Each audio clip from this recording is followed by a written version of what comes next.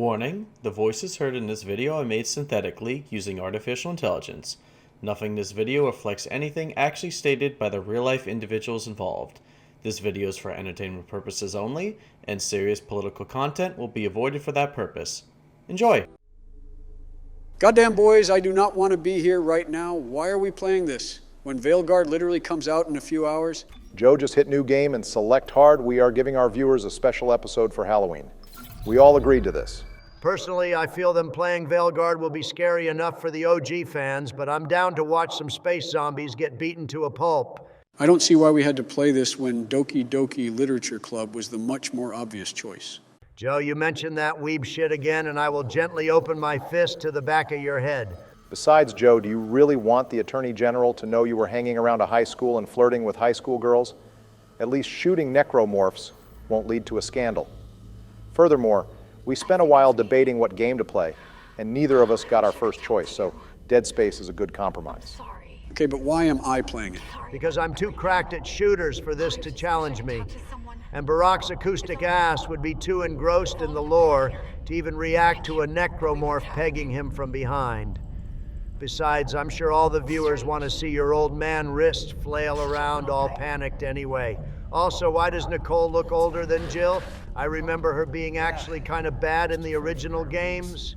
The practical reason was they based Nicole's look on her current voice actor who also voiced her in Dead Space 2.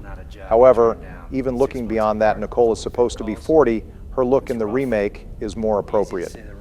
They also aged Isaac up a few years in the remake since he's around the same age. Donald's just mad we don't have a waifu that looks like his daughter. Joe, my future sight is predicting you're gonna get exactly what you deserve this episode, so keep laughing while you can. Well, that won't happen because I'm man enough to flail my arms in the air and run away to live another day. Also, I like how the whole plot of this game involves around Isaac having too much ADHD to watch the entire video. Remember, boys, always watch every TikTok your girl sends. You never know when they might come up. Oh God, that reminds me I have to check mine before I get home. Another weird change about the remake is Isaac is a goddamn chatty Cathy. Bro used to only speak in battle shouts in the original. To be fair, they changed that since Dead Space 2, and unlike that game, we don't get a whole lot of Isaac one-liners, which is the main reason the sequel was just peak. Joe, I swear to God, do you just like every shitty sequel to games that came out in 2011? Dead Space 2 and 3 are just action movies with zombies. The original at least had a good sense of horror. Bold statement, Donald. I definitely wouldn't call 2 and 3 shit. They had fun gameplay and great lore enrichment. I do agree that making Isaac talk takes a slight hit to the horror, but this game still has plenty of jump scares and eldritch horror to it. Besides, they use Isaac having a voice now really well in the story, and they even give a second ending to this game that only works now that Isaac has his own thoughts and words. Gunnar Wright is a solid voice actor too. Good thing he is, since there's only like 24 voices in this game. You know, as a businessman, I love the cut of the CEC's jib. America needs plenty of resources, so why don't we rip them straight off other planets and make the aliens pay for it? Hell tell George this planet has oil, and he would personally build the planet cracker himself. It's a good idea on paper. It's too bad it's owned primarily by a fanatic death cult. Ironically, though, it's still the least corrupt of the big three organizations in Dead Space. Oh, right. Scientology got a major surge of popularity in the 26th century also. That hailing response doesn't sound good. Maybe we should just turn around and try again later. It's a horror game, Joe. Our survival instincts are temporarily disabled. Oh shit, of course our guys did not pass flight school. We got our damn pilots off to move. I know we could make some obvious jokes here, but what actually happened here was our pilot tried to hook up the Isumara auto-docking gravity field, and the connection failed. So this was basically an autopilot failure. The blue light!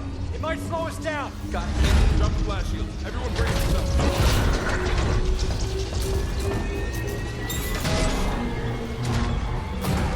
This is why I don't ever let my pilots in Air Force One put autopilot on. You guys want self-driving cars to be standard. This is the shit you're going to get. Just get your money up and have people auto-drive you everywhere the old-fashioned way. Anyways, now that the world's worst Disney ride is over, we better go out and explore. Oh boy, I sure can't wait to visit my girlfriend and go on dates in this new interactive dating game, Date Space. I'm amazed no one has made a graphic novel for the Dead Space waifus yet, being honest. That guidance system's a death trap. Better add it to your repair list. Jen, what's our damage? Comms are down. We lost support. What the hell was the little shoulder rub Daniels gave us there? Are we going to deal with a love triangle after all? Another writing change is they seem to make Daniels be a little more friendly with Isaac, even forming a friendship over the course of the game, making what happens later that much more gut-punching and morally gray. That's nice for a happy ending, but I'm just going to headcanon that Isaac Clarke's aura is unmatched. Anyways, to quote the ever-famous words, it's time to suit up. Oh boy, now he really does have the iconic look of my favorite video game character, Isaac Clarke from PlayStation All-Stars. Good Lord, what an insane throwback. I would be amazed if more than 3 viewers even know that game. Joe, why bother picking up notes when we have a goddamn living and breathing codex right here? Speaking of do your thing, Nerd Bomber. Rude. But I was going to anyway. This note is probably one of the more important notes to grab, as it goes over the backstory of the game's 2 main characters, Daniels and Isaac. I wouldn't mind something to say. The background check shows that Isaac's dad was a career military engineer, the same as Isaac, and this put a major strain on Isaac's mother, who turned to the Church of Unitology for comfort. Things took a major turn after that. His mom's mental state deteriorated more and more as Isaac's mom gave almost her entire family's income to the church. Eventually, she was hospitalized in a mental hospital and was treated by Dr. Nicole, who we know became Isaac's girlfriend. Not long after that, though, both Isaac's mom and dad died mysteriously, and their bodies and estates were all given to the church despite Isaac's protests. As for Daniels, Hammond couldn't find anything on her as her file is strangely small. However, his boss insisted that he bring her anyway. Goddamn, whoever made this remake got really bricked up over expanding the lore. I would question why. Isaac's dad let his wife join a death cult and give all his hard-earned money and even Isaac's college fund to said death cult. But I guess bro was the definition of a happy wife, happy life. Bro definitely had something on the side. Isaac's mom was not it. Acting Chief Engineer Jacob Temple. Location? Error. Employee not found. Joe, you have to step up to the door to proceed. Are you sure maybe there's more lore on Isaac you skipped? Get your sleepy ass in there, Marine, and face the music. Fine twist my nips, why don't you? This is the video game equivalent of when you're trying to check out at Best Buy, and you have to wait 20 minutes for an employee to get to the register. Shopping at Best Buy with social anxiety is probably more horrifying than Silent Hill, Outlast, and Dead Space combined. Hey buddy, I know those lockers must be fascinating, but we should probably try to focus on spatial awareness. More lore, I'm sure you're at full mast by this point, Barack. I do love Dead Space's enrichment of the setting. But that being said, I'm not going to go over everything. People have done 6 to 8 hour videos going over all the lore. Thank God I really don't need to hear about how this world's Henry Ford invented planet crackers. It's a big ship that rips off pieces of planets. That's all I need to know. Damn, someone spilled their chili cup in the security room on their lunch break. I would have cleaned it up. But we have Drill Sergeant Jackass rushing me. You know, in the original, this room was absolutely spattered in blood, which to anyone would be a sign we should turn around and run away, but since Isaac is a silent husk in that game, it works, since he just keeps it to himself. Well, we now have literal red flags appearing on the ship screen, and these people still aren't clued into how much of a trap this is. EarthGov chose their horror movie victims well, it seems. They really goddamn did. At what point do we realize this might be a trap and we should turn back and grab a ship? I mean, there's no goddamn ship available, but maybe if we all stayed on the Kellyan, we could have fixed it instead of the zombie gangbang going on. Well, if the red flags weren't enough, maybe a giant blaring alarm will clue them in. Someone should really put a ward in the tri-bush because we are about to get ganked. This is true jungle diff. Oh no, they are about to kill background Marine number 2. Apparently body armor just doesn't work when it's a cutscene. I'll send Chen's family some flowers, but for now I need to get the hell out of here. I don't need to see the rest of the squad get penetrated. Heavy pause. My God, this door must be a representation of how Joe's brain works. What does this thing need a 3-step authentication? Niger Undayo, Joe Star family secret technique. Joe, did you just have a fucking orgasm? Look, I'm scared, okay? Well, hey, Joe, there's some good loot in the side room. Why don't you take your time and grab some? Donald, I don't care if Liliana is spreading her bare feet in that side room I'm running. Thank God the necromorphs can't use elevators. The box will protect you, Joe. Oh God, they can use elevators. Squishy. Bro was not even elevator door level. Hey guys, I think I forgot to water my cat and walk my plants. Can we circle back to this later? No, now enjoy your peaceful elevator ride covered in blood and grab your weapon. Sounds like someone could use a friendly hand, Joe. Yeah, well, the wait time for Isaac Clarke's help is about 1 gun reload with an additional 5 minutes to reset my heart rate.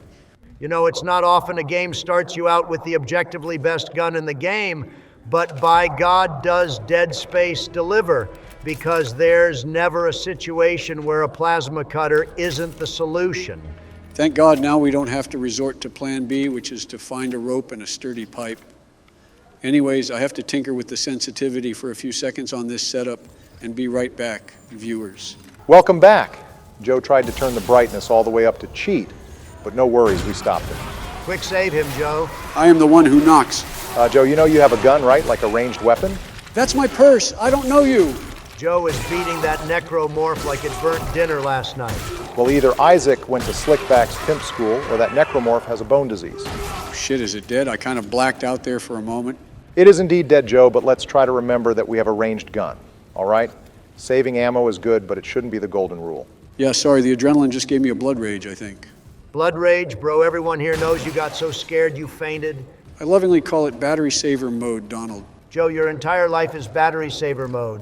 Well, just watch what happens when I go even further beyond. Sounds good, Joe. Just watch your corners and mind the vents. The game actually has the equivalent of random encounters to it, so we can't fully guess how the enemies will spawn. That jump scare was kind of mid, being honest, but I'm already dreading having to go back there. Something tells me you're going to regret saying that, Joe. Oh, thank God, an audio log. We don't have to listen to Barack yap. We can have someone else do it. You would rather listen to a scared dude exposit game knowledge through a panic attack than from your lore master? Sometimes we just like the change of pace, Barry. Thanks, game. I wasn't sure if I could trust the giant note written in blood to cut off their limbs, but now that we are listening to it in audio form, it seems more reliable. Whoever wrote the message in their own blood is a real one. That's the ultimate form of NPC energy to go, shit, I know I'm bleeding out, but the main character probably needs this information, so I better just write it down. What kind of messages would you guys leave in a zombie apocalypse? I'd probably leave a few stashes with clear symbols like in Dead Money. Joe would probably just begin giving directions and then start talking about the weather halfway through the conversation. Donald, your hungry, hungry hippo ass, would probably just write down your favorite McDonald's order. Also, hey, it looks like you two were considered important enough to the plot. To live good jobs, your mom must be proud. I mean, it wouldn't be a good horror movie if everyone died at once. They got to give us an ounce of hope first. Barry, you're enjoying this a little too much. You know, every time someone calls us, you already know they are about to ask us to do every goddamn useful objective while they sit around like the side characters they are. Yeah, we will go get the data board. You guys want some coffee while I'm at it, or what? Let me save the game and finish writing my will first. Maybe it's because of all the Dragon Age Origins we've played, but I'm enjoying the lack of loading screens in Dead Space. Even saving and using your inventory is during active game. Yeah, I love not having a safe loading screen to fall back on. Joe. Oh, shit! My God, Joe, you're so blind. You literally stepped on him. Shut up, man. I didn't see him. It's really dark in here. That's probably the most honest thing you've ever said, Sleepy. Joe, I'm going to say this once. Everything on the ground is an assumed threat. These things play dead more than the family dog. Which means you have to prove who is the top dog. Battery saver mode. Jesus, it took nearly a whole clip to kill one of these things. Also, I think I scared one of them off. You're about as intimidating as a chihuahua. I think he just wanted to play with his food a little. Just watch your corners, Joe. Going into that side room is imperative since there's a power node in there. Nothing is more vital in this game long-term than nodes. Gotta love them nodes. That's great, Barry, but why are we talking about this? Like, this isn't a one-shot. I don't have enough pants available to do this for 12 more episodes. Well, who knows, maybe the viewers love this so much that they donate to your pants-changing fund, and then we can make this a side series along with Dragon Age. It's always money with you also. Some damn necromorph is gooning out of his mind right now. We get it, you're in the vents. Either kill me or don't, but the edging is too much. Phrasing, please. Looks like he just was in a silly, goofy mood. After all, guess he's going to stay up there and let you loot uninterrupted. Now that's what I like to see. Now, when I say fuck all necromorphs, I don't mean this one. We can vibe. Let's move on to the balcony of death now. You're not going to save at the next station, Joe? I just saved in the last room. I don't need to stop every single time Barry, even on hard. I can handle a few segments. I love the confidence, Joe. Let's see it, big dog. It's sort of like a deer charging into the headlights. Either way, it's more time with Joe getting jumped, so I'm all for it. Also, Hammond, this is the third damn reminder to chop their limbs off. I know this is the tutorial mission, but my God, I assure you we can read. Also, I don't think it matters if it kills them or not, as long as they stop moving. We are fine. We can debate what is alive later. God damn it, die already, you zombie asshole. Joe, you are missing damn near half your shots. What are you, my ranked teammates in Siege? Oh, screw this time for old reliable. Joe, at this point, we might as well do a melee-only run the way you have a fetish for boxing the sword arm, zombies. Somehow the Isaac pimp slapping is working too. Maybe we should just speed run the upgrade that gives us extra melee damage with the plasma cutter. It might genuinely be all we need. Look, all I'm saying is shooting them barely stuns them, but smacking them across the face at least stun locks them. Plus, shooting costs money while bitch slapping is free. So I guess this is how poor people handle the apocalypse? I can't relate. Money doesn't matter in an apocalypse, dumbass. It's a great equalizer. It only matters how much you stock up and use your resources. Yeah, sure thing, nerd. That's why I have a gold-mounted machine gun on Trump Tower, and you're making the most of your canned beans and pea shooter. Bright red explosive canisters, every gamer's wet dream. To paraphrase the great Morden Solus, a well-placed shot can burn right through necromorph armor. You know, Nerdbama, you might be just the right person to ask when the hell did games decide to just start using red barrels as a symbol for shoot this thing, it's an explosive? Well, explosive barrels have been around since Donkey Kong and the original Doom, but they weren't red in either of those games.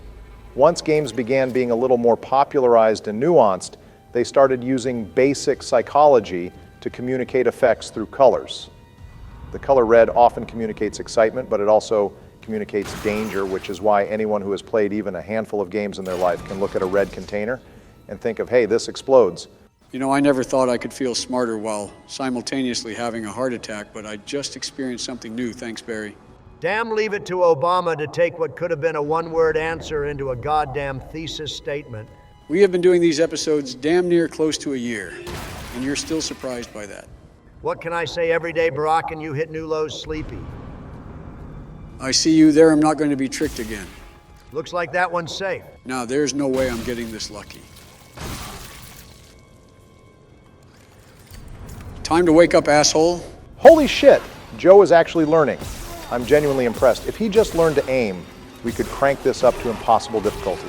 Not a damn chance hard is as far as I will go. This game is absolutely devious, though, putting one fake body to lure you into a false sense of security. Phrasing, please. Even you are learning the mechanics, though, so Dead Space's gameplay must be doing something right. Speaking of devious choices, it looks like we have a little one in front of us now. We got to turn the lights off to continue. Oh, great. Turning the lights off the game. Might as well just tell me to oil up and go in ass first for the necromorphs, since I already know darkness probably gets these zombies off. Joe, that image you just tried to put in our heads is more horrifying than anything a marker could ever create. Just turn the damn nightlight off. You have a flashlight on your gun anyway. Fine. But I'm just saying I would rather turn the elevator off and jump down the balcony, shattering my ankle, if it was me personally. But the game designers aren't going to respect my player agency.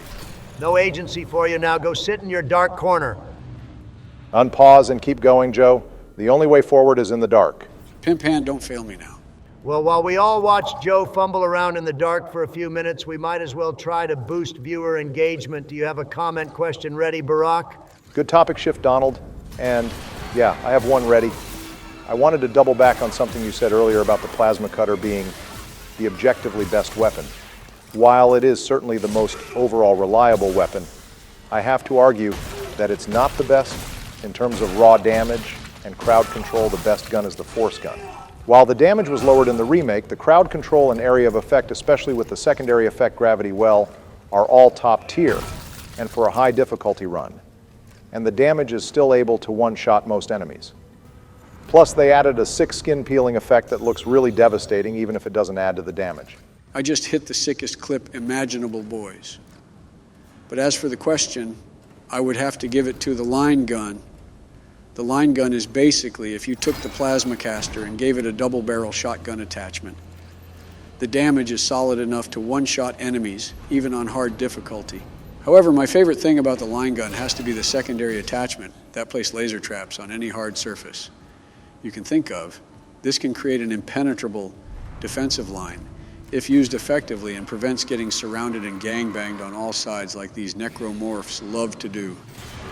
Solid picks, but I still stand by my statement that the plasma caster is the best gun in the franchise. It doesn't need a secondary attachment because being able to attack from both angles is already perfect, and it also has the most upgrades out of any other gun in the series. It has a damage over time effect and a damage melee bonus to make the backhands even more deadly. I can think of a more reliable gun, even if it is a bit simple. Well, viewers, let us know what your favorite gun in the series is if you are new here. Our editor is pretty responsive to comments, and he would love to have a discussion with you. Hell, if this question gets enough traction, maybe we could even do a Dead Space weapons tier list. We still have plenty of tier list videos we have to complete anyway. What's one more? Well, I survived by the tip of my dick, but we got the data board and another power node too. Looks like we got some more lore too, so there's a little something for everyone.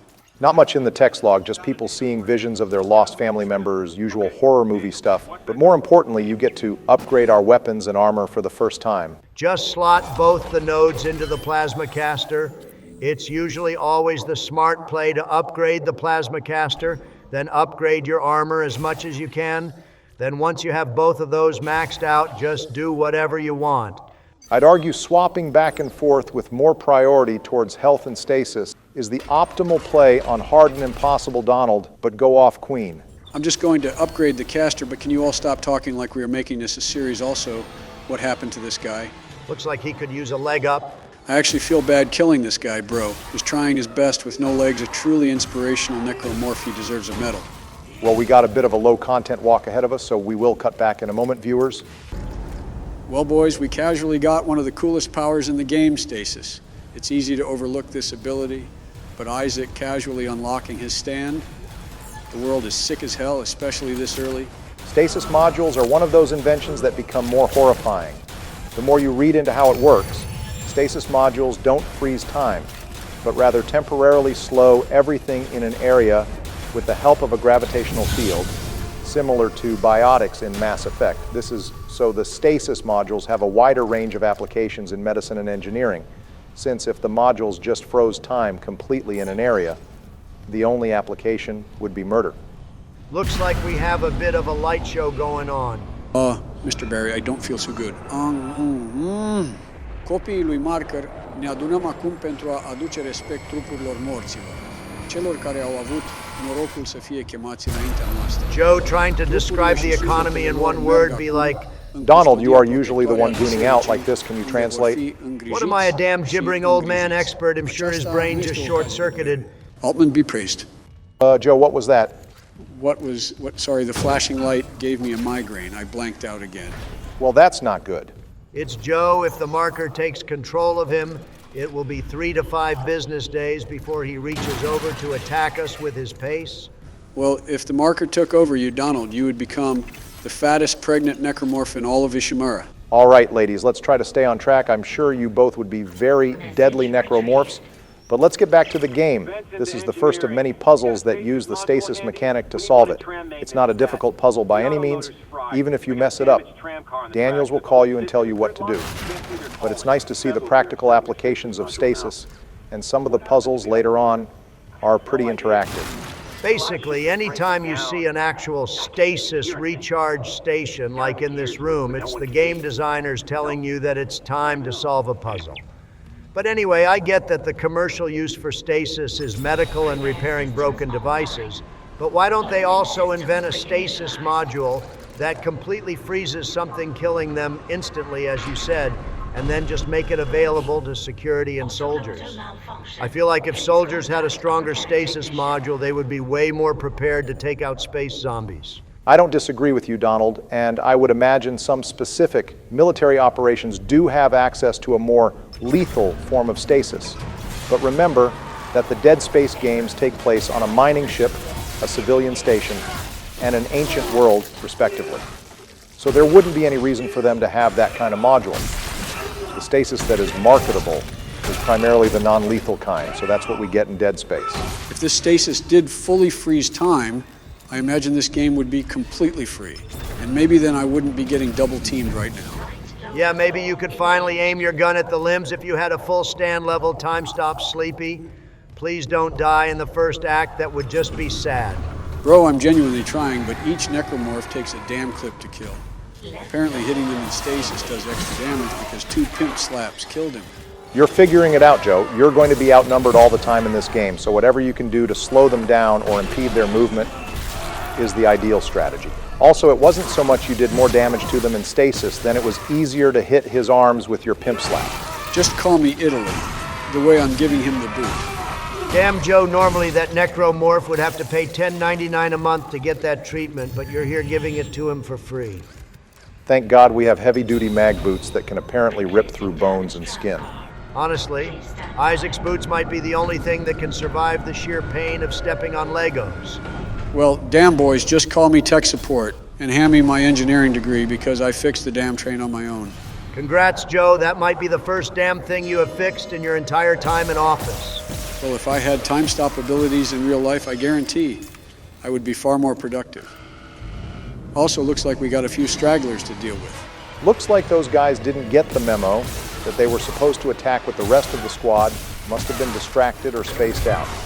They would be far more efficient if they did attack at once. Please don't give the space zombies tactical advice. I am already struggling enough here. I mean, now that Barack said something, it's bound to happen. That's usually how these things go.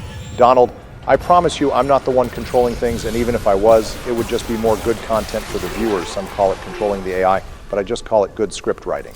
Wait, what? Don't worry about it, Joe. Just focus on celebrating finishing your first puzzle. Well, with Baby's first puzzle completed, we have to make the long track back to the console. Don't trip on any stairs on your way over Sleepy. Also, we are about to meet a new kind of necromorph, the space dog. These guys aren't as bad as the blade hand ones. They just kind of jump around. Only thing annoying with these guys is I can never find them if they jump around the map, like Geth Stalkers in Mass Effect. I'm glad the Geth Stalkers didn't make it to the later entries. They are a huge waste of time for everyone. See, now that's a skill issue on both your parts. You have to improve your observation, Hockey. Well, with the NPCs taking a little train ride, it looks like you are in the last leg of things for this episode, Joe. Barry, I swear to God, as soon as Chapter 2 hits, I'm out. I don't care what goddamn holiday it is. Well, looks like we have to backtrack to the top floor again. This should be fun for you, Sleepy. You get to meet a few old friends. Oh boy, I get to hang out at the Necromorph after party. I absolutely would love nothing more than to go back to a place where the space zombies are entrenched. Well, on the plus side, we get to go back to that side room and get some of the loot we missed. Money always cushions the blow. That's what I love to hear, Barack. The true grind never stops just because there's a damn apocalypse. So march back up to the entrance of hell and get our bag, Joe. You know, I totally forgot. We actually have a fourth survivor still here with us. Nobody brought her up or thought to check on her till now. Why would we just assume she is alive?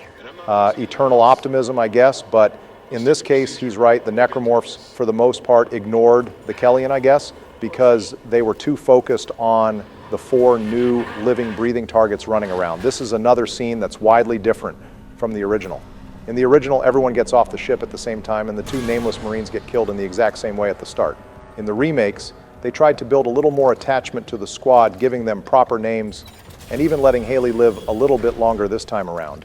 That is a nice little addition and respect for the series, but it's still the equivalent of expanding the lore of Daveth and Jory.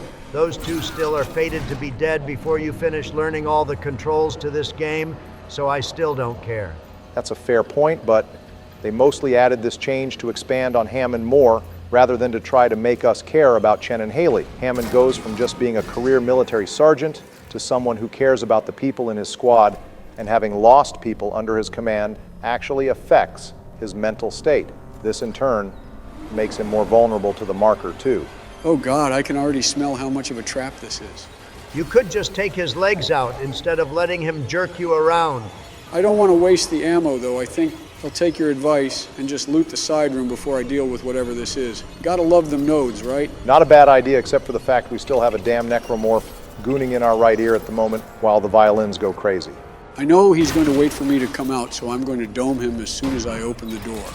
Joe, my God, you missed every shot. Why mention you don't want to waste ammo when you're going to just waste it on the wall anyway? Well, it's fine. I will Does he just not wait realize here for where he him to went? come back. Oh, no, Daddy, please. Joe has cooked the zombies, unlocked goddamn instant transmission, and his reaction time is still shot to hell. Well, hey, on the plus side, this is the most action Joe has gotten in our series so far, given how the romance wars went in Origins. Now screw this and screw you both. If the zombies are going to cheat, then I'm just going to demonstrate the power of the world.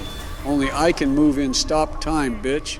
A real gamer would have taken him out 5 minutes ago, but if you want to use your space magic, you can queen. Good moves, Joe, you're learning. Just another reason why armor upgrades are the strongest upgrades to focus on first. First off, Barry, don't think I didn't hear that origin comment you made earlier. Those are dueling words. Secondly, you have a point. I'm beginning to think on higher difficulties. It's better to just sell everything that's not ammo and just buy more nodes from the store.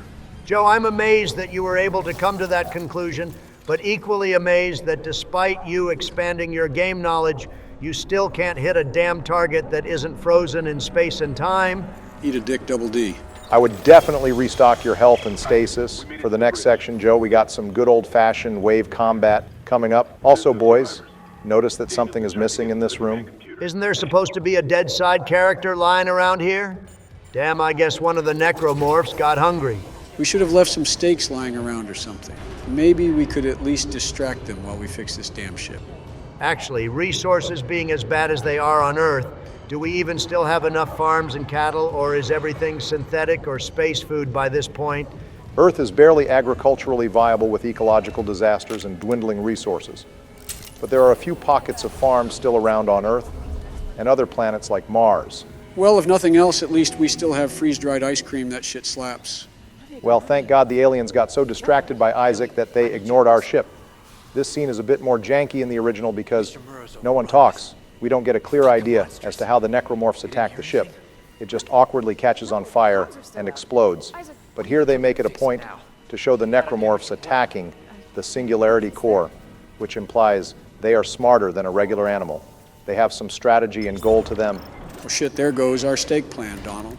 Actually, these things waited until Isaac got on the ship to attack and destroy the ship. Does that mean these things are more focused on us, and the only reason the other Marine died is because we double back to her? Not a bad theory at all, Donald. I always thought that the marker had a special interest in Isaac over the first two games, either because they saw him as a useful tool or because they saw him as a threat. Not too different from how the Reapers take an interest in Shepard and try to capture him during the events of Mass Effect 2. Gunner White's rent was due with that delivery, goddamn. Commander Shepard and Isaac might both be him, but that's where the similarities end. Facts. Well, on the topic of Commander Shepard, I'm kind of destroying these space dogs as hard as Shepard destroys the Geth. There's way fewer limbs to shoot, and they take a few hours to wind up their leap. It's easy goddamn money. All right, I know we call them dogs, but these guys do have a name. They are called Leapers. And as for you destroying them, you are playing optimally here. Since if you take out just one of their legs, they lose all their mobility, making them useless if they don't just immediately die. That is...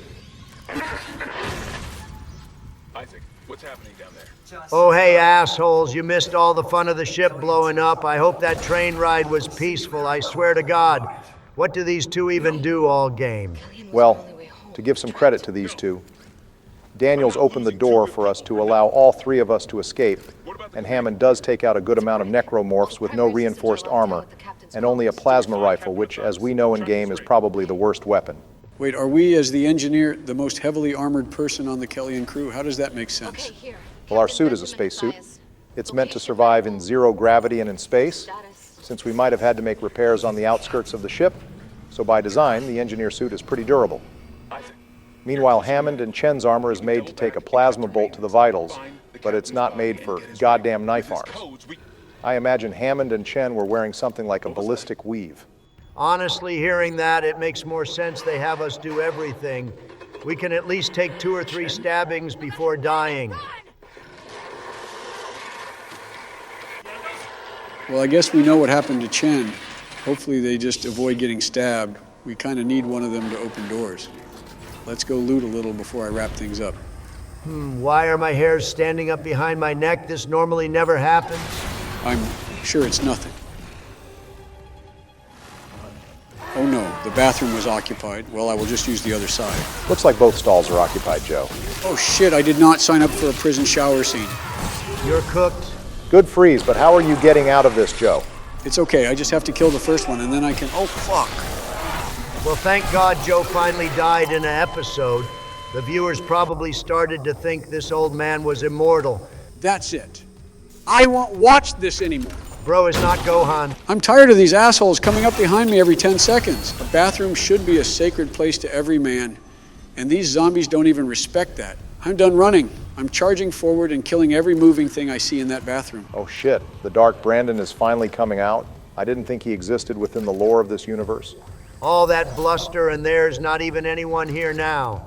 Whoever was here is my kind of guy because I too wiped my ass with $1,200. Well, now my blood rage is left unsatisfied. I was really hoping to run it back against the zombies, but now there's nothing here. The AI director just wanted to troll you a little, it seems, Joe.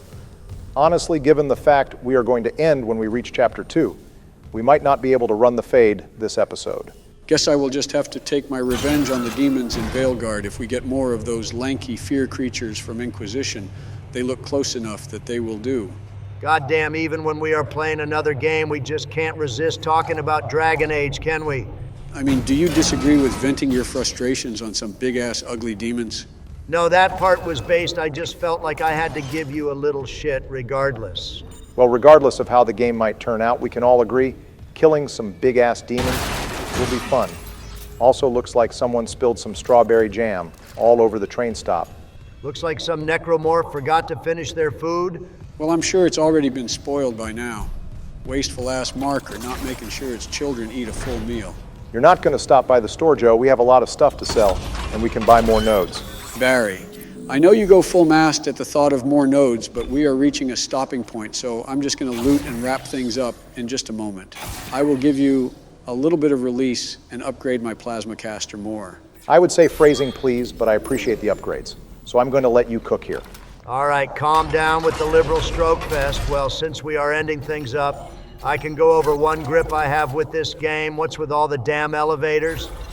I appreciate them being a replacement for loading screens, but it feels like we have spent a quarter of the episode just riding up and down elevators like we are on the damn Space Needle. It's just a creative way to avoid loading screens, but still giving the game time to load the next area in the background. But I do see what you mean. We just went through 3 elevators in less than 10 minutes of gameplay. It's a main reason why this game is annoying to speedrun, because there are troves of mandatory cutscenes and slow-ass elevators, which is why many speedrunners have found a way to maneuver past as many of the elevators as possible to beat this game in 2 hours. 2 hours seems slow for speedruns, doesn't it? It definitely is. A lot of speed. Runs are normally under an hour hell. Someone beat Skyrim in 20 minutes also looks like we casually unlocked the Force. Boys, we are already full build. It should be praised that we get all 3 of the game's main abilities in under an hour of gameplay, and its excellent game design. Just like the stasis module, the kinesis module is often used to solve puzzles as well as being an effective weapon, since throwing steel beams and necromorph sword arms can be even more deadly than guns. Makes sense, biotics in every game are just overpowered its lore, accurate space magic. Nothing beats the casual grind of the human physique, though warrior and soldier mains on top. Okay, calm down. Double D Paladin. Actual biotics would clap up even the strongest man in the world. That being said, kinesis is really fun, especially because you can pick up almost anything and use it as a weapon, or just pick up unreachable items. Goddamn, the necromorphs just love leaving a mess behind. Girl's not Captain Kirahi, but thanks for the second gun anyway. Too bad it's the most mid of the weapons in terms of efficiency, which is ironic because it's one of the only 2 weapons we use that is for combat use and not engineering. Well, with Chapter 2 started and a new save point unlocked, we are going to call it for Dead Space. I hope you all enjoyed this special episode. of me getting rammed by space zombies. If you are new here and liked this video, welcome to the channel. And we have plenty of videos where we play primarily Dragon Age. We just finished Origins and Awakening, and we are about to start Veilguard. Speaking of Veilguard, our editor will be streaming the release of that game tomorrow, so check it out if you want to see more content. But for now, happy Halloween and stay safe. Biden out.